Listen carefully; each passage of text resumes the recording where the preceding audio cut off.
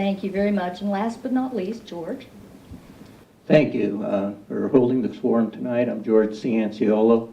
Over the last 14 years, I spent 23 years of cumulative service on our town advisory boards, including serving on and chairing the Planning Board, the Transportation Board, and the Community Design Commission. I was more recently co-chair with Rosemary Waldorf of the Chapel Hill 2020 comprehensive planning process, and the plan that the town adopted 15 months ago was one that I think reflects the values of the community. It showed generosity, it showed compassion, it showed creativity.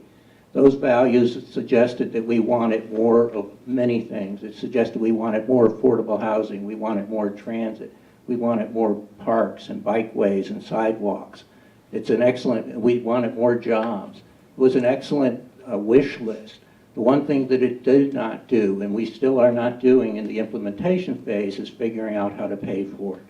And this is something I think we all know, that over the years we have become very reliant on our property taxes, our residential property taxes. I think we need more growth in Chapel Hill. I think we need more commercial and retail growth. And I think that growth needs to go in places where it can be tolerated. Some of our local gateways will tolerate it, such as I-40 and 15501 out by the Blue Cross Blue Shield site, such as I-40 and Martin Luther King by Eubanks Road. So I think we need to look carefully at how we do that, and we need to begin to get that kind of growth that will give some relief for our taxes. And finally, I think we need to figure out how to keep young people living in this town. We need to figure out how to make housing affordable for them. We need to find out how to make office space affordable so that the businesses they want to start, they can start. And we need to figure out how to create an environment that they feel is part of the environment they want to live in over the next 20 and 30 years. Thank you. Thank you very much. Thank you all for starting off so well this evening. I've got a question from the audience, and I know the rest of you are going to be holding your cards up so these guys back here can come around and get them from you. And I have a question from the audience. I thought we'll shake things up a little bit, and we'll start this question with Ed, and we'll go back the way we came, and then come back down here, okay? So Ed, our first question is, what is your stand on the plans for light rail transit along Route 54? And I'll say it again. What is your stand on the plans for light rail transit along Route 54? I support it, and as Chapel Hill's member of the Triangle Transit Board of Trustees, I've been working on it for 4 years. One thing I did was work with Triangle Transit staff and others to understand the alignment did need to be changed in one case to get it away from Metamont and the Cedars and Little Creek Bottomlands, which I know is an ecologist. And the reason we need it there in that corridor, it is the major entryway for employees to the largest employers in Chapel Hill and in Southern Orange County, and Orange County altogether, the UNC and the UNC healthcare system. And we already have had for a number of years now enough bus riders in that corridor to justify a train. What happens to the buses when the train comes in a number of years from now, a dozen or so, is the buses are then moved elsewhere in town and used for service elsewhere. Thank you, and remember, we've got 30 seconds for each of you that remain. I know you've been to a lot of forums, so if you feel like you don't have anything to add, it's okay to say, I agree with what's been said so far, and then we can speed things along if you like and go on to some other questions maybe you haven't gotten already. So we'll go to Lauren. I also support it. It was discussed when I was on the transportation board. Yesterday, I just came back from the airport by bus, and it would be useful to also incorporate light rail in those types of trips.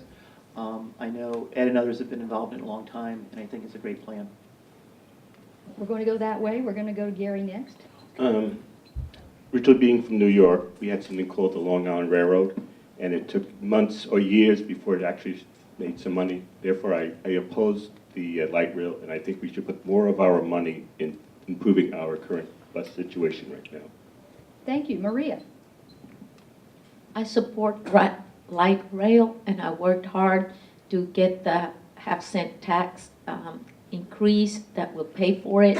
I'm very proud of having helped those people that, like Ed, who worked hard on a plan that is going to to get cars off the roads. It's important from an ecological point of view and an economic point of view. And Amy? I'm concerned that such an expensive rail system will only serve a very small part of our town, even though it would serve one of our largest employers.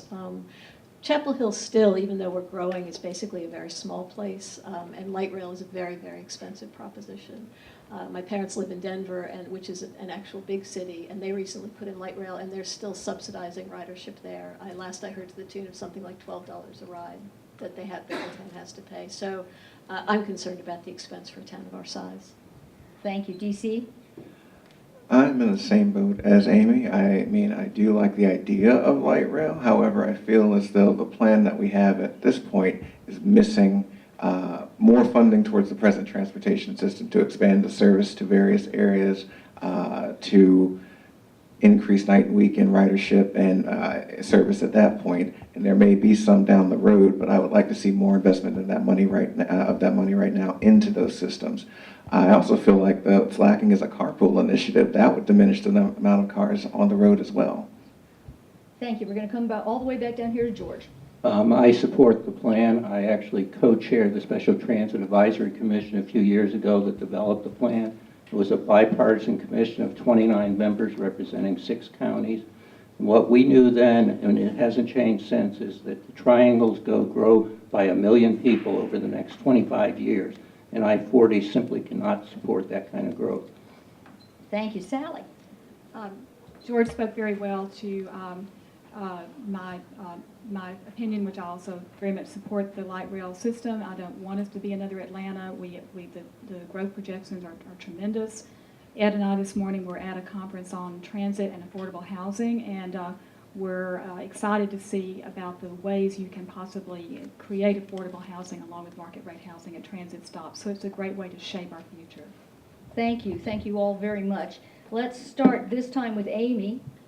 You get to answer the next question first, and then we'll come back this way. We're going to keep you all awake tonight, okay?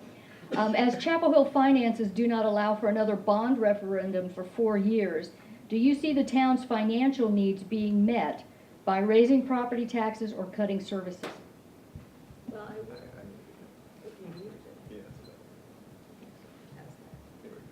Well, I think that, as we discussed last night, the town has already trimmed its budget and actually has gotten what they call the low-hanging fruit out of the budget now. So I don't think that's going to happen. I'm hoping that with the tax increase this year that we've had, that will be sufficient to keep us going, and that as the economic times pick up from the 2008 recession, the tax revenues will increase and will improve and will help our bottom line. Okay, we'll come back. We'll go to Maria.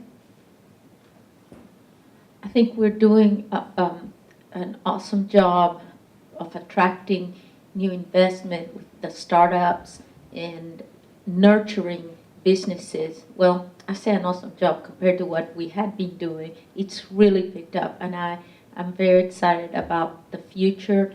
And like Amy, I'm thinking we're going to make it. Thank you. Gary? Unfortunately, yesterday's program, decided whether we could actually help our current employees. And I basically said last night that increased taxes is not the way. We got to prioritize our budget, and we have to actually go line by line. There is currently something called priority budgeting right now, which has its problems, but I think that's the way to go right now. Take each item for what it is. Thanks. Lauren? Before I answer a question, in the email there was something about rebuttal time. Is that going to be in the forum, or? Yes, we can always allow some rebuttal time, and we can either give you we might be able to add it to your closing statements. Is that too far away? Or do you want to rebut right now? No, I was just curious in general. I wanted to talk about transportation earlier, but let me get on this budget question right now. Sure. I, like everyone else, don't want to raise taxes. If it's a choice between cutting services or raising taxes, at this point in time, I think the community and myself personally would rather raise taxes than cut the important services that we offer. I am optimistic that there will be more growth, and the possibility of increasing commercial property in the future will help also. Thanks. Ed? The tax raise we gave in property tax in last spring was the first one in 4 years. And the transit tax, the first one in 7. The transit tax actually was raised to the level it had been 7 years ago. And that was a lot of built-up need. And we had to do it even though the revenues had been in trouble for 4 years now. We can't begin to predict if we'll raise taxes next year. There will be needs. As people understood last night, there's not much left to cut. All right, Sally? So since I've been there with Ed, I'm going to reiterate that this is a question that's really impossible to know at this point. Our budget is a very complicated process. I'm hopeful that we will have some enhanced revenue given the economy, but even that's not guaranteed. So I think we just have to do our best as we move along. George? Well, the town's budget has gone up about 1.7% a year over the last 5 years, which is less than inflation. So I think our council has done a great job of keeping taxes down. But I think in the future, we need to find additional sources of revenue other than the taxes. And although we may have to go with taxes, I think revenue increase is the best thing we can do. DC, last but not least. I am in agreement with the majority of the people on this panel. Great. Now I'm going to ask, let's see, we're going to start with, who do we not start with yet? Let's start with Lauren. How about that, Lauren? And then we'll go that way to Lauren's right after he answers this question.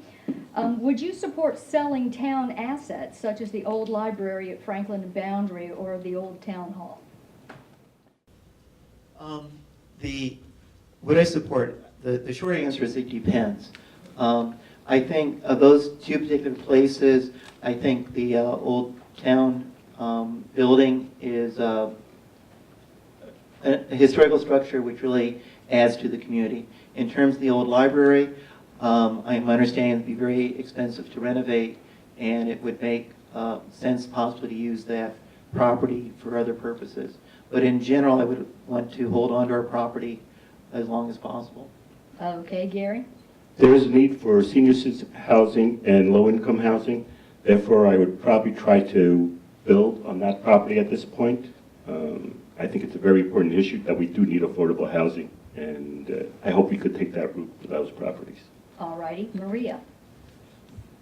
I'm going to disagree with putting low-income housing or something of that sort on the corner of Rosemary and Columbia or on Franklin Street. It probably would not be the best use of our resources. But I was dreaming this morning as I was thinking about the IFC moving, about we need a Weaver Street type place downtown, and whether that, as was discussed in Rosemary and Vision, that if we could do that in the parking area or use the old building, municipal building, wouldn't it be great to have a town store, grocery store downtown and meeting place?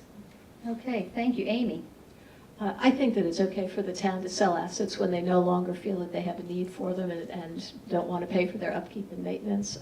When talking to Preservation Chapel Hill earlier, though, I think it would be good for, especially for the old town hall, if we can figure out a way to make sure that if we do sell it on, that we have some kind of a preservation easement or some way to ensure that the new owners would actually take care of the building as a historical part of our legacy. Thanks. DC? I don't believe in selling properties unless we absolutely need to, but I also feel that these properties could be used for some of the resources that I've talked about in regard to improving our responses to domestic and sexual violence. There's no domestic violence shelter in Chapel Hill or Orange County, and not everyone can reach out to Durham. So I would like to collaborate with Carrboro, with Orange County, to use one of these properties and then supply the funding along with private sector and nonprofit assistance to create a domestic violence shelter on one of these properties rather than selling them. Thank you. George? I would be in favor of selling if we could have some sort of preservation easements to keep the properties in their historic state. In particular, I would like to see the town hall, perhaps the town go into a partnership with a developer to provide affordable office space that could be used to support our young entrepreneurs in town.